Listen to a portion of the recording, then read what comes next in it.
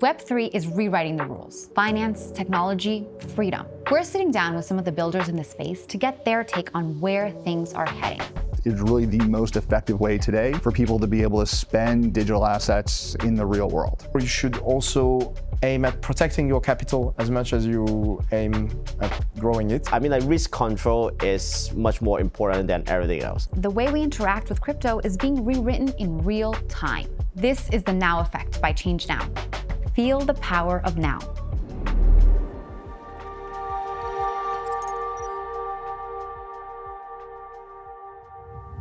Hey everybody, I'm Ronella Hernandez, and today we're going to talk to Martin Masser, who is the head of growth at the Ton Foundation. He's also known as Mr. Ton. How are you today? Thank you so much for having me. I'm honored being interviewed by the great Ronella Hernandez. So thank you so much. And look at the location here.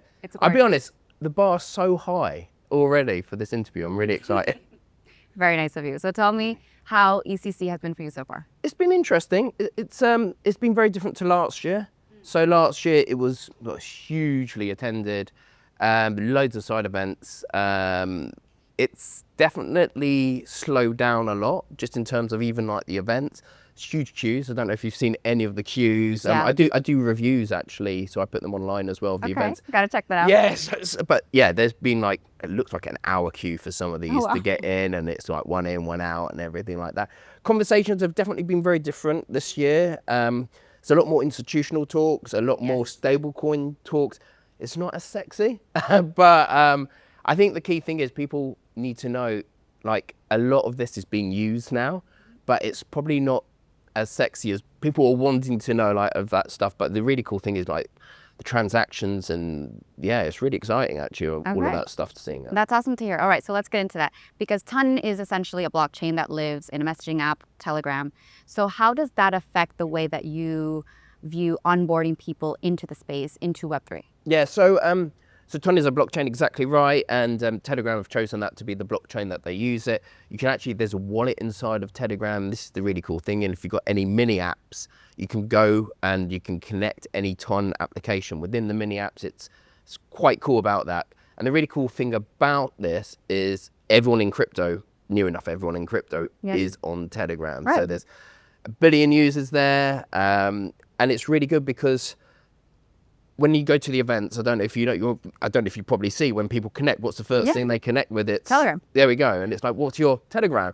So you've already got these patterns. So it's not like you're trying to say it's integrated in a messaging app that no one's ever used before. Right. You've got the patterns, you're messaging people, and probably explain a lot later in the interview, like why this is really crucial. But for us, it's like everyone's in crypto on it. You've got a lot of people outside of crypto that are also using it. You know, you probably scroll down or you see someone, oh, so-and-so's just joined Telegram. Maybe they're not a crypto friend. So from our side, it's just trying to show there's a wallet inside of that. You'll be able to send payments to, as a chat message.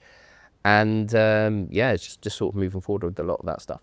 Okay. And so how do you, or how does Ton Foundation kind of manage the expectations of the crypto community and like what they want to see out of Ton versus the culture at Ton Foundation and what you guys want to build? So we're really nurturing builders to come in. I think for us, and I don't want to say like other blockchains, but what's really good with us is if you have an application in Telegram, and I don't know if you've ever used any of the mini apps. There we go, yeah. So a lot of the times I go on stage and I say, how many use Telegram? And obviously it's a loaded question. All the hands go up. And they go, how many of you use the mini app? Like, no one's like, what? Didn't know there's a mini app, maybe like 4 or 5. And then I say, how many of you have used like, Notcoin, Hamster Combat, and other apps? They don't notice they're using They don't because they just think it's a page that's loaded in. But what's really cool about this is, let's just say we got like an Uber app up here, and there was actually someone that did one of the ride sharing apps actually in Singapore. With Uber, you got to get to the airport, then you got to download the Uber, and then you got to load up all your credit card details. Right. Like, got to do all of that. So it's a huge amount of work that you need to do. Just imagine you go into Telegram, you just type the ride sharing app name, already it loads up, and then you just say where you want to go, and then you just connect your Telegram wallet you're in. Could you think how many steps? So I think what's a really good thing about that is it actually is easier, and it's something that you would use just to say, look, I don't want to be downloading a mini app. I don't want to be then putting all my personal details in. Open another account, another password to remember. Yeah, another data hack that might come out, and you're like, oh gosh, have they taken my details? It's like you can go in, you can do. So for me, and obviously for the foundation, it's like trying to show developers and people that are building applications, it's like you have an ecosystem here with all these advantages, and then you already have a network of people out there, the distribution, the referral system, so many little things. It doesn't have to be your sole place to have it, but again, just have it as one of the options that's out there. Yeah, sounds good.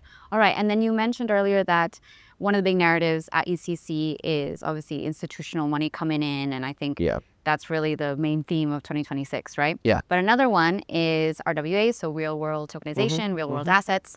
And I'd love to hear a little bit more about you, about how Ton Foundation, some examples of RWAs on the chain, and maybe how people are using them without even noticing. Sure, I get messages probably every day or every other day, some saying, I want to put RWA on Ton because I want to take advantage of that mini app. So then I could basically show all the details in that, and then someone could either buy or sell or upload or do all of that stuff with the real world assets. Yeah. So people are coming to me at the moment. We're coming up with ideas like what's best practices, how we can move forward on this. And again, this is not just RWAs like, you know, uranium, gold, metals, real estate. We had, and this is a really good example actually. I don't know, are you familiar with Pokemon cards? Yeah, of course. So what they've done is they've uploaded Pokemon cards as a real world asset. They've done this as a NFT. Right. But what they actually do, it's 1-for-1 backed, and they hold it in a vault. Okay. So you actually, the NFT owns the actual asset. At any one time, you can actually say, look, I want you to post the card out to me. So you actually own the actual card. Right. And you go in, and what they really like is the distribution. You have the Telegram mini app. So anyone in their pocket on Telegram could go in, I want to get a Pokemon card, and there's multiple ways you could do it. You could do it through a gacha, which is like a random raffle style lottery that you can go in and get it. You could just buy it directly from the market. Wow. There's many ways, but I think this is the ways that I think people are trying to do it. So it's more like, how can you actually, because I think what's really good in a way, I'm going to use the Pokemon cards as a good example, because Pokemon cards are like everywhere. Everyone knows what they're, But what's really good about having Pokemon cards as a real world asset is you've increased the liquidity in the user base, because normally if you're going to have to buy and sell, again, I'm just saying Pokemon cards, you've got a very limited market. But then if you can then access the whole world, you can actually have more people selling, more people buying, and then increase liquidity. So you're saying Telegram basically accesses the whole world? Well, everyone has the opportunity to do it. Anyone with a mobile phone can sort of get onto that. So, yeah. Okay, so basically, we're digitizing trading Pokemon cards on the messenger, and you buy the NFTs, but then you can burn it to receive the physical one. It just sort of sends it out. Yeah. I've never had it sent to me, but these were the options. So this is just one example of what we have. So, you know, like, I'm sure people are kind of come up with other ideas and build on that, because this is what we see. You know, you have the first, it's like when the iPhone came out. So when the iPhone came out many years ago, it didn't have anything that was new there. It was like, oh, you had the calculator, you had a camera, I think you can access the internet, you know, very basic stuff. Right.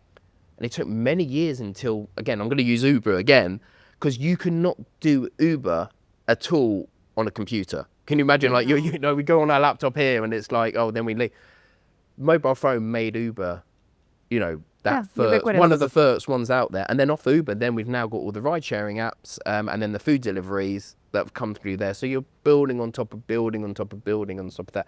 So we're hoping, obviously, people start seeing these examples, and again, we've got the traditional RWAs that we always hear about, but then, you know, maybe there's new RWA use cases that people are going to come through and start doing this. So I'm really excited about that. And obviously I use it because it's such a great example, because everyone's like, oh, actually see the real use case of it, where a lot of the RWAs, I tell someone out, you know, at EthCC, and they like go straight over their head and stuff like that. So given all that, what would you like to see happen in the next 2 to 3 years in the near future at Ton Foundation to onboard new users, to have more use cases, and to have more people play Pokemon Go on Telegram? That's a great question. I I don't know if we're going to discuss about AI agents, because again, that's one of the things we basically, if you see any event at EthCC, as soon as they've got the AI agent, the OpenClaw, it's triples, quadruples the queue and the excitement of everyone. I think what really excites people with the AI is that they near enough can build their dream or what they really want to do, and they might not have had the skills to do every single thing before. So it's like, I'm a really good developer, I'm a really bad designer, so I can't do that. So it's just going to give us loads of opportunities to see a lot more that's coming in. And obviously people access the AI agents through Telegram. So that's going to be the really... CIA agents? No, the AI agents. Oh, AI. Not the CIA agents at all. AI agents. Sorry about that. It's all right, don't worry. But they're accessing this through, majority of the time, through Telegram. So, you know, you can talk to your agent through Telegram, and that's the UI point that a lot of people are doing it there. So the foundation, we're pushing out a lot of, like, through hackathons, through having wallets to integrate. So anyone that's sort of wanting to think about either monetizing this or adding the blockchain element, it's a very quick plug and play, very easy, simple way to be doing that. Again, it's just building the mini apps, because I think the key thing for us is you have a great mini app, you're going to bring in the audience. And we saw with, again, all these mini app summers recently, explodes and people start using it. So you give someone something that they want to use, that's going to get a lot of the demand, and then that's going to sort of build on exactly like we have some of the apps on our phone. What are some of your personal favorite mini apps? I love Telegram gifts. So basically Telegram gifts is digital collectible that you can send over there. So I love a lot of those gift marketplaces, because Like for birthdays? it can be for your birthday. Yeah. Birthdays, weddings, anniversaries, cameraman's birthday. You know, if these guys put me out very well, maybe I'll send you guys a Telegram gift out there. But a lot of people like sending them. You know, we've even had like UFC ones and everything like that, and watches. I love the marketplaces there. Again, DeFi, I use DeFi a lot. So a lot of these DeFi apps are already embedded. I'm not going to name certain ones, because whenever I do that in the comments, I'm like, you never said this, you never said this. But we have a lot. So you just can go in and start being able to buy and sell. And, you know, some of these use the liquidity from ChangeNOW that's already embedded in there, which is very useful, because obviously then you've got broader liquidity. Some of the games I still use, Tom Battleground, it's like basically like a role-playing fighter game, near enough a battle royale game, really high quality graphics out there. Gotta check that one out. Yeah, so there's like a big range of what can be done there. So supporting people, just bringing in people, building really apps, and just getting people to sort of find it out there. Okay.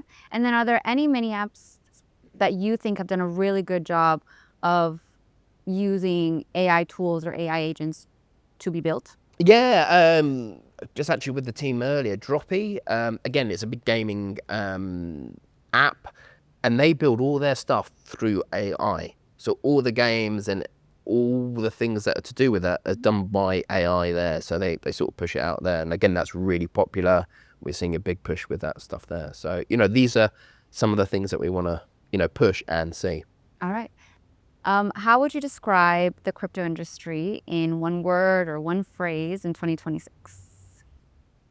Think about it. Ooh, put me on the spot there. Because some of it's hesitant. You know, a lot of people are hesitant. Institutional, you know, we're seeing a lot of that. Yeah. Cautious. Okay. It's definitely, you know, like, I'm like obviously bullish to sort of see where we are, because we've lost a lot of the bad actors, or, you know, sort of people going around, which is a really good thing, because we're seeing a lot more serious projects. Actually, more serious, which is in a good way. All right. How would you describe ChangeNOW to a builder in one sentence or one phrase? It's a really great way, because I actually do help a lot of wallets with this. It's a great way to find liquidity, deeper liquidity. For us, you know, you can swap Bitcoin to Ton, just like that. They've got the liquidity there, which normally people find difficult routes out there as well. Because I think the one thing I didn't mention, actually, and I really should have, is the really good thing about what we do is I could send you USDT or TON just in a message. So we're chatting. So just how I've, you know, arranged to meet you today, I could send you USDT. So, if, you know, if we're at a bar in New York and you'll say, actually, let's go to see, do you have a sports team out in New York? Yankees. Yankees. Oh, sorry for that. If you said, let's go to the, let's go to the Yankees. I'm more a Mets fan, but let's go to the Yankees But you're tonight. British. I am British, but everyone's got teams out in them. Well, most people have teams out there. Vikings NFL as well, so we'll go for that. But let's say you said, let's go, and I said, can we split the tickets? And you go, yes. How would we do that? Do you know? Yeah, how would I pay? No. Because you've got probably like Venmo. Yes, and Venmo, yes. I And don't have USD. Venmo because I'm a Right, Brit. right. Do you have Revolut? My husband does. You have it, but I wouldn't be paying you. So. Right. And then, you know, if you're in PayPal? Yeah, well, there we go. I don't have PayPal, and then it's dollars. So like, but again, it's USDT. So then let's just say you've got a crypto wallet, and you go, send it to my crypto wallet. I'm gonna have to pay to come out of the exchange and like lots of fees like that. But we're both chatting on Telegram to arrange this meetup. So wouldn't it be amazing? Like, let's say the tickets are like $60. I just send you a message, $60, send, boom, Done. you've got it like that. And that, again, the key thing about what we're doing is you're just cutting down all the friction to make people's lives fun, easier, less complicated, less stress. That's why you're going to onboard the masses. You're not going to be onboarding the masses by like tokenizing how many croissants you've had in the morning, because that's not going to work. You know, putting that on the blockchain. No one needs to know how many croissants I'm eating in the morning. Well, that stuff's not going to work. That's not going to onboard the major people. Right. You're going to onboard the people by, like, why we use Uber, because previously before Uber, you would have to phone a taxi firm. You'd have to wait for them to come. You wouldn't know what the reg is. You'd have to Uber. The amazing thing is it cuts out all the stress. Do you know why? Because you got that dot, you know where it is. So if he's like 10 minutes away, we could have another coffee. You know, you could sit down, you know, we could have watch a little bit of TV or something like that. That's why Uber's done really well. Yeah. Making it a lot easier, and it's a little bit of fun as well because you see the tracking on there. This is what is going to onboard retail to crypto. We obviously have institutional players that are coming in because there's a huge amount of advantages on there. I'm not going to go into all of that It's a stuff. whole other conversation. Huge other conversation. But yeah, you know, that's the stuff that I really see onboarding all the masses on there. All right, so convenience is the main thing. Just like that, yeah. All right, Martin, last thing. What are 3 pieces of advice that you would give to a new Telegram user? Oh, a new Telegram user. Make sure, that's a brilliant question. Make sure you look at all your security settings, turn on like 2-factor authenticator on that, because it's very easy to make any mistakes. So make sure you turn on all the security stuff. Don't chat to randomers who are just pinging you hi. And the third one is, if you're at conferences, have your QR code on your home screen so people can then connect with you. It's a very good way. And take a selfie. So you always remember when you come. So then when you see them at the next event, you could take the selfie with them and reminisce about the last time you saw them. Yes, nice. I like to do that too. All right. And what is the best way for someone to reach you, to connect with you, to learn more about what's going on at Ton Foundation? Many ways, many ways. You can get me on X at Martin from Ton, LinkedIn, Martin Massa. You can stop me in the street and say hello, or even on my Telegram channel, Invited by Martin. Thank you, Martin, for Thank the lovely you. chat. And everyone, you heard him. Make sure to reach out to Martin on all the social platforms if you want to learn more about what's going on at the Ton Foundation. And stay tuned for more interviews.